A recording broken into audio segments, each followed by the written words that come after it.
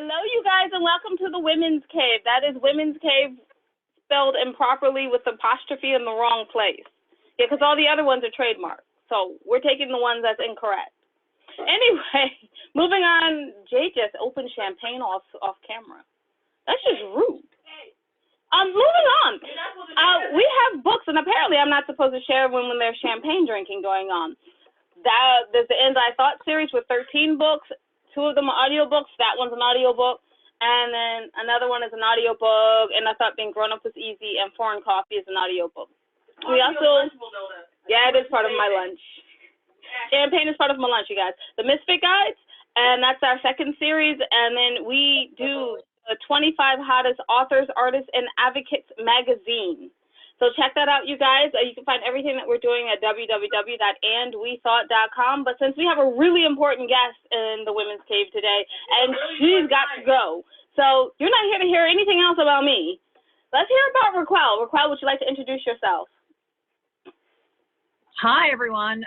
Yes, my name is Raquelle. I am a producer and literary manager based in Los Angeles. I represent writers and directors, as well as produce film and television. I'm super excited to be on the show and happy to answer any questions. Okay, well, of course we have questions. But I want, for everyone who watches this regularly, I want you to notice that I purposely skipped over my Hollywood Make My Show bit because she's here. And the last time we did not turn out well. People were like, what? What are you talking about? No, we don't do that anymore. Anyway. We'll make your show, let's see it. You're like, no. Yeah, pretty much. I love pitches. Pitch away. Oh, good gracious, no. No, you don't pitch. You're here for you. So what is a day in the life like for you? Well, I mean, it's a lot of reading, obviously. So a lot of script reading, a lot of, notes being given to clients and writers and directors, and I think it's a lot about information gathering as well. So I spend a lot of my time, obviously, working with writers and directors that I represent on the managerial front, and then always looking at great IP that can be adapted to film and TV projects. So I would say, a lot of my day is spent reading and giving notes, but then a lot of it's talking. So I'm on the phone a lot. It's not always fun to be kind of stuck to your phone, but a lot of this, a lot of making film and television is all about talking. And I think in Hollywood, people like to talk. So we're on the phone a lot. But there's a lots of variety. No 2 days are the same. I love what I do. There's a creative element that I always prioritize. And speaking of which, I love working with women. So if there's ever a chance to kind of hone in and focus on, working with great women in our business and working with great female protagonists, then I'm always super excited and super pumped. Oh, I'm going to just go ahead and give myself a little, no, I can't. Jade said I can't, so I'm not. Anyway, moving on. So I hear a lovely accent, am I right? Or is my hearing just that bad today? No, I am a foreigner in your beautiful country. Hopefully I can stay longer.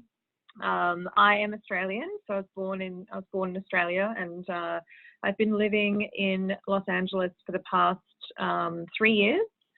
So far I've been able to maintain my weird accent, and a lot of people think that I'm British, but I'm definitely Australian. Yeah, I was like, you have the coolest Australian accent I've ever heard. And I've heard a few. Oh, thank you. Normally, while I'm in England, I run across people from Australia. That's always odd to me. Anyway, moving on. We're everywhere. You can't escape Australians. We like to travel a lot. Yeah. But you have a lot of accomplishments while you were down in Australia, if I read that correctly. You worked with yeah, I had a pretty varied career in Australia. So I learned really from the producing side of the business. So I started my way from, graduating from film school, going in and working with amazing producers, mostly on the indie feature side. I've produced a bunch of short films, probably way too many than I should have made, which have been nominated for various awards. and, you know, had the pleasure and, you know, fortune of working with incredible producers. So I, you know, started in indie features. I went into TV. I worked on, you know, one of Australia's kind of highest rated, actually the highest rated Australian drama on Australian TV for about 4 years. And then had the fortune of working with an amazing producer in Canada. I worked for Rhombus Media for a little bit, and also switched gears and worked for the Australian government on the film and TV and arts funding side of the business at Screen New South Wales. So yeah, I would say my roots are definitely indie, and then coming to LA and working in, you know, the bigger and kind of more studio focused system has been definitely an eye opener. But I would say that my roots are definitely in that more indie space, which I really love. And that's why I like working with filmmakers that have a very provocative and a unique voice, because I feel like sometimes we can watch content and feel like it's all been done before.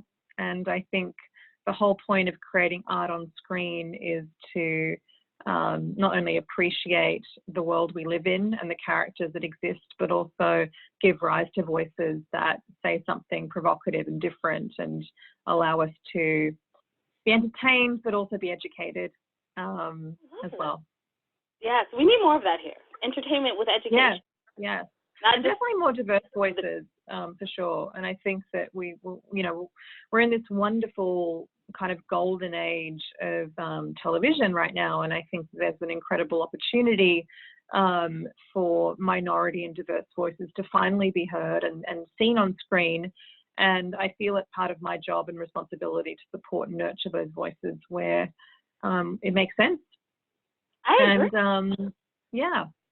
I mean, I agree, and I have no knowledge of what you're doing, really. I'm just like, okay, yes. You have knowledge. I joke. No, I have a little bit, just a tiny bit of knowledge. Jade has a question. She had an insightful question, so I had to stop and be like, oh, that was really awesome. I'm sorry I can't be on camera today. I'm just so sick.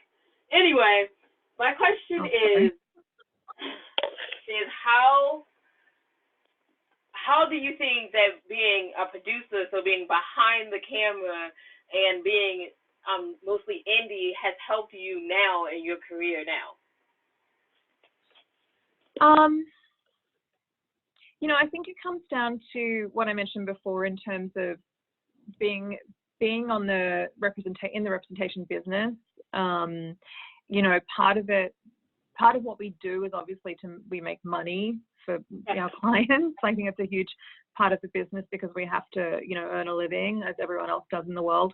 But I think in terms of where I come from and being in this current role, which I would love, is really trusting my gut when it comes to something I respond to creatively. And you know, I feel like there's almost a selfishness to being in the creative business, because you really want to work on things that you know are creatively drawn to.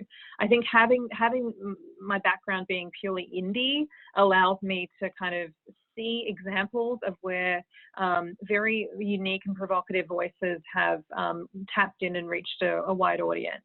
And I think if I didn't have that experience or that kind of confidence, then I wouldn't trust myself as much in this position, because I do feel like time and time again where I've felt really strongly about a certain project or a certain voice, and it may not be completely obvious to the masses, if I've stuck in there and really kind of nurtured and you know, celebrated that voice, in time it's only yielded positive results.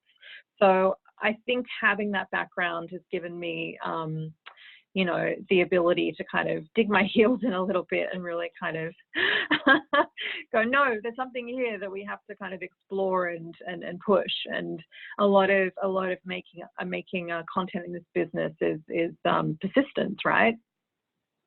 You know, if you look at the most successful filmmakers in the world, and not just filmmakers but writers, you know, quite often they have received as many rejections or no's, and so that is art. That is not everyone gets it from the get-go, and Yeah, I hope that answers your question. I always say, oh my goodness, I forgot being who an said it. indie writer. Yeah, but we're indie writers. So yeah, learning how to accept no's and then making your own path and knowing when to stand is very, very important.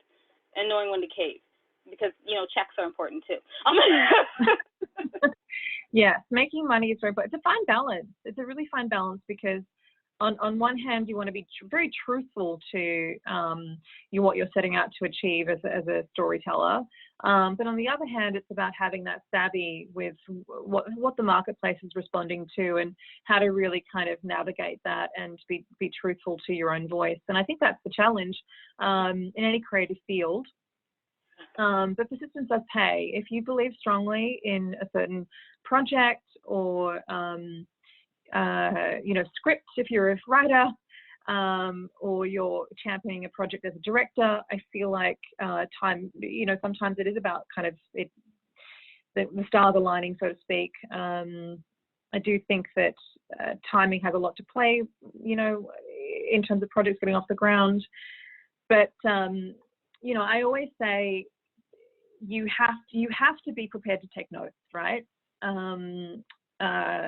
If you're hearing notes that really resonate with you as a storyteller, that might seem like it's compromising your vision, know that they're coming from a place that is kind of wanting to help you sell your project or make it a little more aggressive or noisy in the marketplace.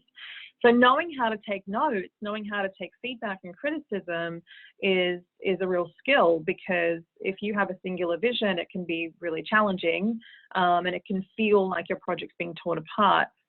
So I think knowing how to take what you need and what's going to benefit your vision, your project, is a skill and a talent, and then letting go of the rest. And knowing what doesn't serve you is also a skill and a talent, and that takes time and practice and a certain know-how and confidence in your voice. Exactly. We are out of time. So if quickly you want to let anyone know where they can contact you, like pitch-wise, like I think you do what, Stage 32, Roadmap Writer? Pardon? Yeah, I mean, I work for Elevate Entertainment. We're a full-service management firm, and we're also producers. We always want to hear from fantastic storytellers across the board. We represent a lot of multi-hyphenates, and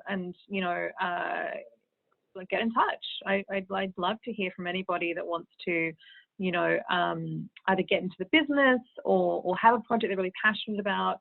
I think it's about knowing what you want to get out of it before approaching any one representation, having a really kind of clear goal for yourself. And then I'd encourage, I'm not sure who listens to this, but I encourage everybody, if you're a writer specifically, enter those screenplay comps, right? Go for it, submit your work, get read. Because that's only going to really help you. Don't hold on to your projects.